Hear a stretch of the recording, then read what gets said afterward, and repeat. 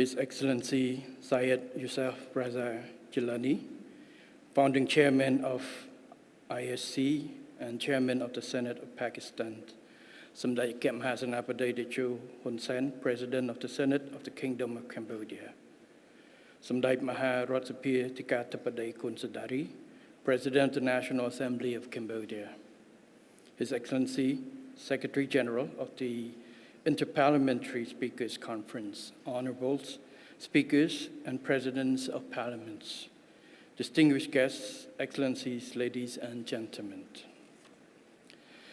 It is an honor and privilege for me to address this gathering at the opening sessions of the second Interparliamentary Speakers Conference in Cambodia, here in Phnom Penh. On behalf of the Royal Government and the people of Cambodia, I extend our warmest welcome to honorable speakers, heads of delegation, distinguished guests, parliamentarians, and representatives of international institutions. Your presence in Phnom Penh today bears testimony to our collective commitment to meaningful dialogue, institutional cooperations, sustained peace and shared prosperity at a time of profound international uncertainty. I wish to express my deepest appreciation to the Senate of the Kingdom of Cambodia under the leadership of Samdai Akep Mahasana Padai Techo Hun Sen for organizing this important conference and bringing together legislative leaders from diverse political systems and continents.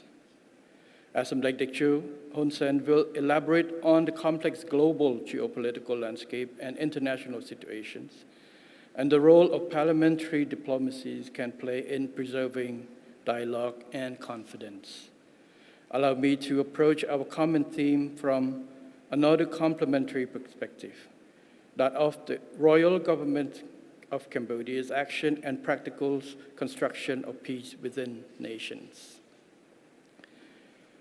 Peace is the precondition for development and progress. It must be defended internationally, protected by law, and sustained by resilient institutions. Above all, it must be translated into shared prosperity and tangible improvements in the lives of our peoples. For Cambodia, this conviction is born from our own history, from war to peace, from peace to development, and more recently, from a painful reminder that peace, however long it may endure, can never be taken for granted. Samdai Excellencies, members of the legislative body, and distinguished guests. Cambodia's tragic history and remarkable nation rebirth offer a fundamental and universal truth. Peace is a nation's most precious capitals. It is the indispensable foundation upon which human dignity, social justice, institutional stability, and sustainable progress must be built. For Cambodia, the hard-won peace was achieved through Samdek Techo Hun Sen's historic win-win policy in 1998, putting an end to decades of tragic conflict and national divisions. The peace dividend created the conditions for reconstruction, poverty reduction, infrastructure development, and deeper integration into regional and global markets.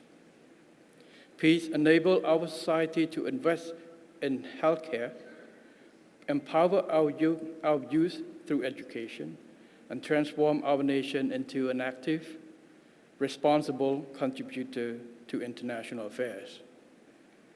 Yet in 2025, after 26 years of uninterrupted peace, the longest period of peace our nation had known in 500 years, wars returned to our internationally recognized borders with Thailand, threatening Cambodia's sovereignty and territorial integrity. Lives and livelihood were lost, families displaced, and local development adversely affected.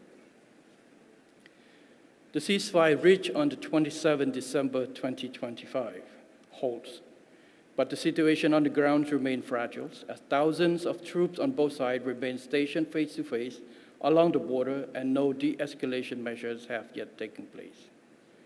The core issue, territorial integrity and sovereignty under international law and existing agreements remain unresolved. Despite the fact that both sides have agreed under Kuala Lumpur Accord, the KL Accord of 26 December 2025, and the joint statement of 27 December 2025, to allow survey and demarcation works by the Joint Boundary Commissions, JBC, based on existing agreements to begin at earliest possible in order to clear demarcation works between the two countries, to be done to prevent further dispute and allow displaced people to return to their home with safety and dignity. No demarcation works by the JBC have taken place. There are more than 21,000 Cambodian displaced peoples who are not yet able to return home.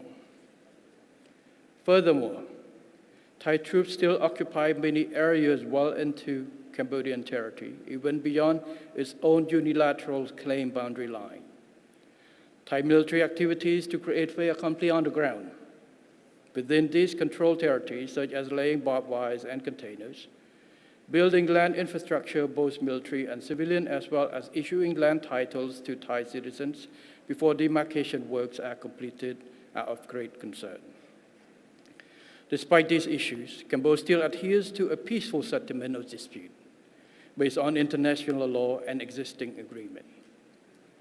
Our recent decision to initiate compulsory conciliation under UN clause to settle our maritime border with Thailand demonstrate our sincere desire to seek a fair and long-lasting solutions firmly grounded in international law.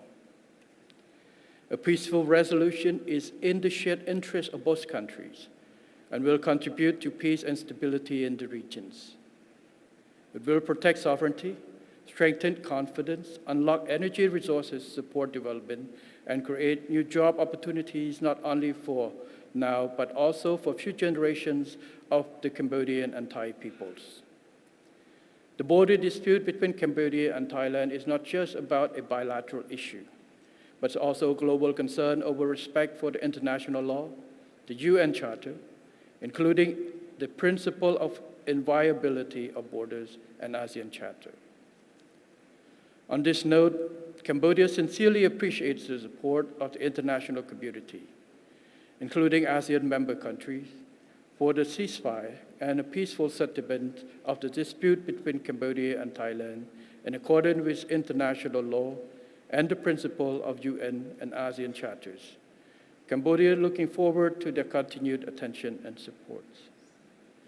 In a broader context, law cannot protect peace if states are left alone when rules are challenged. This is where solidarity acquires its full meaning. Solidarity means defending the same principle for all nations, supporting the implementation of agreements, protecting civilians, preserving dialogue when relations become strained. It must move beyond declaration and become practical cooperations. Samdai Excellencies, member of the legislative branch, body, and distinguished guests. Our recent experience has taught us another lesson. Protecting peace at the borders is not enough. A country must also be strong to withstand economic, social, and institutional shocks that conflict and global instability can bring. For Cambodia, this is the meaning of resilience, the capacity of a nation to absorb a shock without losing what decades of peace have enabled it to build. Despite severe external pressures, Cambodia has preserved macroeconomic stability while accelerating economic diversification, strengthening domestic productions, and investing in logistics, energy security, and connectivity. Our objective is clear. Growth must strengthen national resilience, and opportunity must reach both urban centers and rural communities. Resilience also depends on effective institutions and the confidence of citizens. Cambodia is therefore modernizing public administration and using digital transformation to make public services more efficient, transparent, and accessible. Yet the ultimate strength of a country resides in its people. Therefore, the rural government is investing in education, technical and vocational training, healthcare, and digital skills so that our youth can adopt, create, compete, and face the future with confidence. A resilient society must also protect those most vulnerable, especially easily exposed to shock.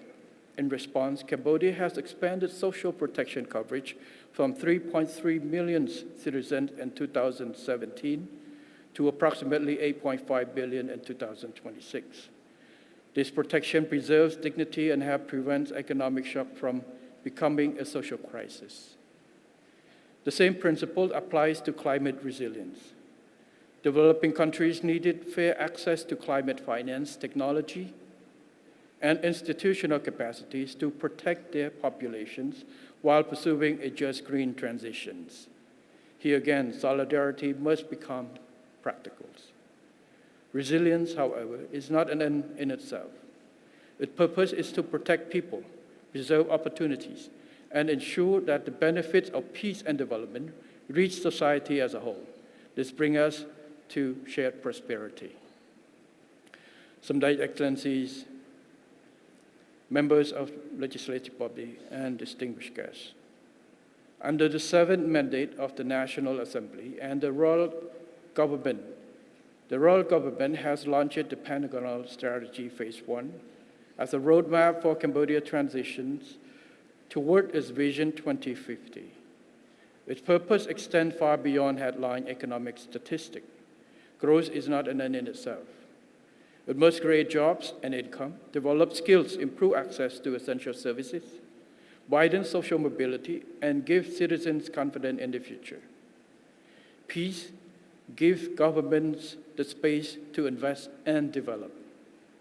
But for peace to become deeply rooted, its benefit must be visible in the people's daily lives, in roads that connected community, schools that open opportunity, health services that protect families, social protection that safeguards dignity, and employment that allows people to build a future. A society in which large segments of the population feel excluded or abandoned become more vulnerable in times of crisis. Conversely, inclusion, opportunity, protections of the vulnerable, and the social mobility strengthen national cohesion. Shared prosperity is therefore not merely an economic objective, it is a condition of national stability and durable peace. The circle is clear. Peace makes development possible. Resilience protects its achievement. Shared prosperity strengthens social cohesion, and stronger social cohesion in turn makes peace more durable.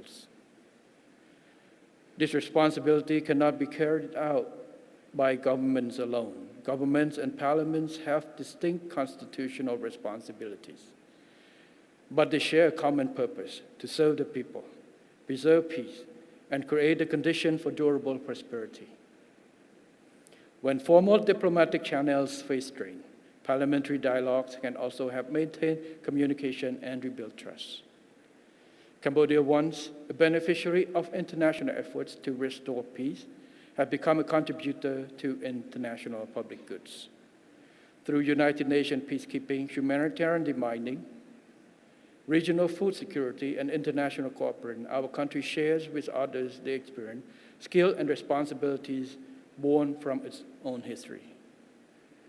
Some Excellencies, members of the legislative body, and distinguished guests.